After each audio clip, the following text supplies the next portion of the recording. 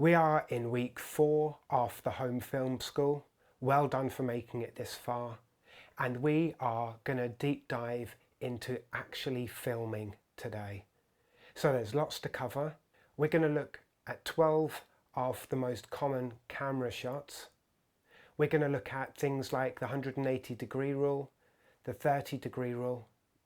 We're also going to look at framing and composition, things like adding depth to your shots. And all of this is going to be about us telling story. The shot we use and why we would use that shot at that specific point. So let's begin week 4 of the home film school. The first shot that we're going to look at is a wide master or establishing shot. But for the sake of this, we'll just call it a wide shot. So this is used to show us where we are, the location that the action is being said in. The reason for using this is to show the audience the world that we are now in. There isn't a specific focus on this shot. It's just to give us an overall idea of what environment our action is going to take place in. Number 2 is what's called a long shot. It's pretty similar to a wide shot, but we're punching in a bit more, and the focus now is on a character.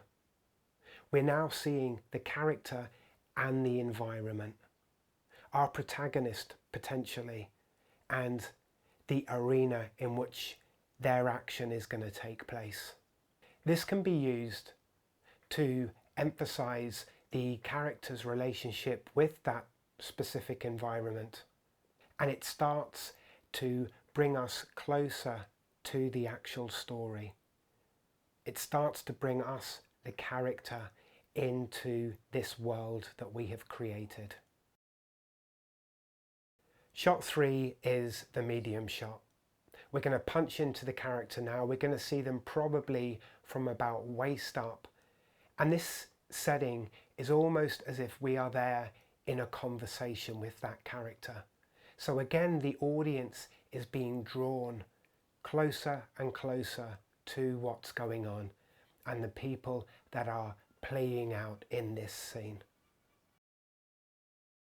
The next shot, and the shot that probably has the coolest name, is the cowboy shot.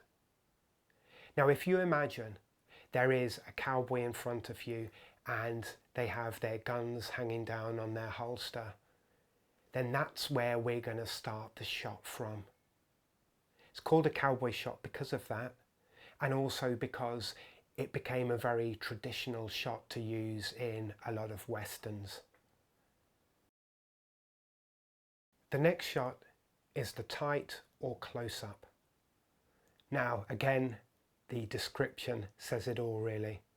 We are really moving into the character space now. This is now becoming intimate. We really are sharing what is happening with that character. We're seeing the micro expressions. We're seeing the eyes. We're really understanding what is going on in that character's head, how they're reacting to what is happening. The next shot is the detailed or extreme close-up. Examples of an extreme close-up could be, for example, somebody's hand and you see that they have a wedding ring on. It could be a letter that they're writing, so that we see the words that are going down on that page.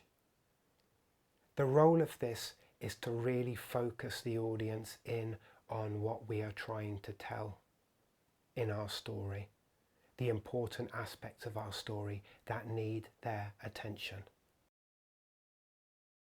Another very common shot is the over-the-shoulder shot, and you've guessed it, it happens over a character's shoulder. Now, this is often used if there is dialogue, conversation between two characters, and you want the audience to be there and to very much feel that they are part of this meeting, whatever's going on there. They feel that they are in this conversation with the characters. the POV shot, or point of view shot. So we, in this, are looking through a character's eyes. We're seeing what they're seeing in the world that they are. This is fantastic for really placing the audience in that character's head, so we can start to really understand what they're seeing and how they're reacting to that. We become part of the action. We really are joining them on this journey.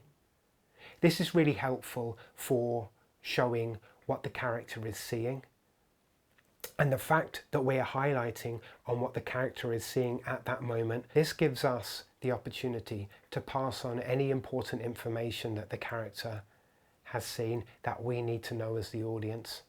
And as I was saying, it really does place us in the world of that character. We start to understand them. We start to empathize with them.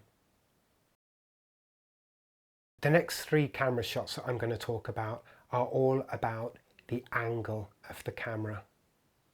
If you place a camera at eye level with your characters, then there is a certain neutrality to that. If you start, however, to bring the camera lower to the character that you're filming, then that character starts to look strong, powerful, in control of the situation. They're dominating what is happening. The reverse of that is if you start to bring the camera above the character, looking down on them. This makes them look weak, vulnerable. It makes it look as if they aren't in control of what is going on. The interesting thing with these 2 camera angles is that character A may begin in a less powerful situation with the camera above them, and character B may have the camera below them and seem more powerful and in control. And like a seesaw, the camera angles switch. The 2 characters' power within the scene switch, and we can really enforce that with that change in camera angles. So that's a really interesting way of plotting out a scene. I know that I want the camera to be above the character at the start, but at this point it's going to be below the character, and the character is going to appear to have gained that upper hand. The third angle that's really fun to use is what's called the Dutch or tilt angle. So instead of having your camera on a flat horizontal plane, what you do is you slightly tilt it.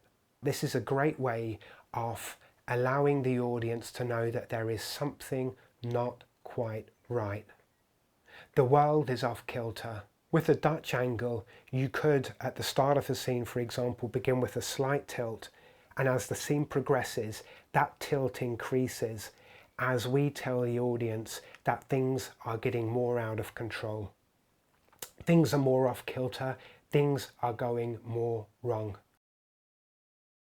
Our final camera angle is what's called a cutaway or B-roll. A cutaway focuses on something else that is in that environment, taking us away from the main action. So this could start to introduce us to a B story, to another branch of the story that we're telling. A cutaway is a shot of something that is in that environment but isn't directly related to the action that is happening. So for example, there may be a side story that's happening. Our 2 characters may well be in a cafe having a conversation, and then we suddenly cut to something that's being cooked in the kitchen to be brought out to them. It's important for 2 things. Firstly, it's important in starting to segue to move us into a potential side story. It's also really helpful when we get to editing our film. This can be used to break up a scene and to just bring us more fully into that world, to show us what else exists in that environment. So they are our 12 camera angles that we've chosen. The important thing to think about is what perspective you want to be telling your story at that specific moment. That's why we would use all of these different things. It's all about story. It's all about emotion. So that's what we need to be starting with when we make these choices. These camera angles can be used to really enhance the story that we're telling. The last important point to think about, and you will understand this more when we get to the editing section of this course, is the more shots we have of a scene, the more options we have, the easier the edit is going to be. There are a couple of rules that I want to talk about that complement these 12 shots. The first rule is what's called the 180-degree rule. This is really important when we have a scene where, say, there are two people having a conversation. What we want to do is we want to draw a line between those two people and beyond, and the camera cannot then pass that line. It can operate on an axis of 180 degrees. But if it breaks that 180 degrees, then suddenly we as the audience become confused. Breaking this 180 degrees suddenly makes us unclear as to where each of the characters are in the scene. If we do that, suddenly both characters are looking the same way and we're confused because previously we may have seen them looking at each other. So that's why the 180-degree rule is important to keep in mind. But as with any rule, you can break this if you choose. We've also got what's called the 30-degree rule. Now, before I go into the 30-degree rule, I'm going to talk a bit about what's called a jump cut. A jump cut is when we're editing our film together and we put two pieces of footage together that jar, that don't seem right, that don't keep us in that moment, take us out of that moment, almost shock us. So we get a jump. For example, this is a jump cut. A way to avoid a jump cut, as well as using things like cutaways that we talked about earlier, is what's called the 30-degree rule. What the 30-degree rule is that if I have one shot from this specific position, moving the camera 30 degrees will allow me to edit it without it looking like a jump cut. As you can see, with those 12 different shots that you now have so many different ways of telling your story. This brings us to week 4's challenge. What I want you to do, following on from last week, is I want you to create a script, keep it simple, keep it in one location. If possible, use 2 characters in this, and I want you to use as many of the different shots as possible. Once you've done that, I want you to go in and to try and edit all of those together. As I said in the previous workshop, there's lots of editing apps that are out there. This isn't something that we're going to be able to cover in this course, so what I'd advise you to do is to go online, to check out the different applications that I'd mentioned last week. Try and download one. Go onto YouTube where there's loads of tutorials and start to familiarize yourself with some of the basic techniques used. There's loads of great tutorials out there and you should be able to get up and running pretty quickly. So this scene, what you're going to do is you're going to create maybe 2 pages of a scene, and then you're going to use those 12 camera shots to tell your story. The fact that I've given you 12 different camera angles to use within 2 pages of script means that what you're probably going to want to do is create something that does have a lot of movement. There is a lot going on. Using different camera angles in an edit is going to make it feel pacey. It's going to move it along. Whereas if we use shots that are more lingering, then that gives a specific energy to the piece as well. So this is a really good thing to keep in mind when you are trying to understand what feeling you're trying to give to the audience. For example, if I want to show myself as somebody who is isolated, who is sitting there, who is feeling kind of stuck and trapped, maybe because of this lockdown, then I'm probably not going to use lots and lots and lots of different angles and have an edit that's got 50 shots in it. Whereas if I maybe use 2 shots, I can really give the audience that feeling. So this is your challenge for week 4, and we are now really going out there and putting all of the stuff that you have learned into practice. So we're going right back to breaking our story down. We're thinking of our character. We're thinking of the protagonist and what they want. We are also then putting it into a script, and we are now transforming that script into something visual. We've reached that exciting stage where we are going out there.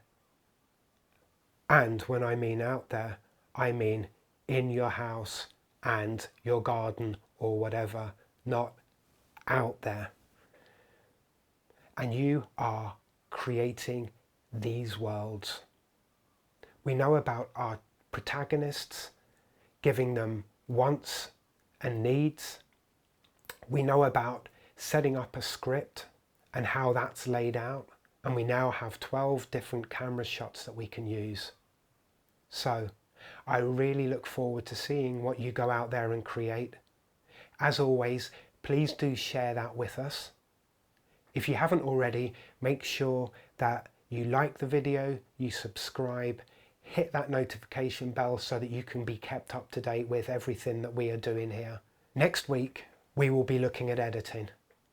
Editing is considered the third iteration, the third telling of that story. I'm hoping that you've already downloaded some form of editing software. Because of there being so many options available, I'll not be able to go into a specific package, but we will be looking at the different choices that you can make, why you would make them, and how this helps you to tell your story.